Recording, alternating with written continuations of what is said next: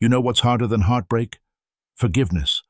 Not because they deserve it, but because holding on keeps you trapped. Let's be real. Moving on isn't about pretending it didn't hurt. It's about facing that pain with your eyes open, feeling it fully, and still choosing peace over punishment. The truth is, forgiveness isn't for them. It's for you. When you keep replaying what they did, you hand them control over your emotions. Every time you revisit the betrayal, you reopen the wound that was trying to heal. So, how do you actually let go? First, accept what happened. Stop rewriting the story hoping for a better ending. It's done. It played out exactly as it was supposed to. You don't have to approve of it. You just have to accept that it happened. Second, separate pain from identity. You were hurt, yes, but you are not the hurt. You are the one witnessing it, processing it, and moving through it. That's power. Because when you stop identifying with your wounds, you stop bleeding on people who didn't cut you. Third, take back your narrative. Most people get stuck in, why me? That's a victim's question. Ask instead, what is this teaching me?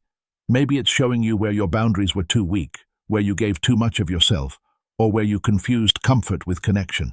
Every heartbreak carries a lesson wrapped in pain. If you ignore the pain, you miss the growth. And remember, forgiveness doesn't mean reconciliation. You don't have to invite them back into your life. You're simply cutting the invisible cord that keeps you emotionally tied. It's saying, I release you, not because you were right, but because I refuse to live in bitterness. The Stoics said, we suffer more in imagination than in reality. Most of your pain now doesn't come from what they did, but from how you keep revisiting it. Every replay, every overthinking session, it keeps you chained. Let go.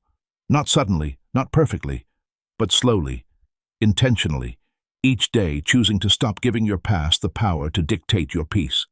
You'll know you've forgiven when their name no longer stirs chaos inside you, when the memories fade from sharpness to softness, when you can say, that was part of my story, but it no longer defines me.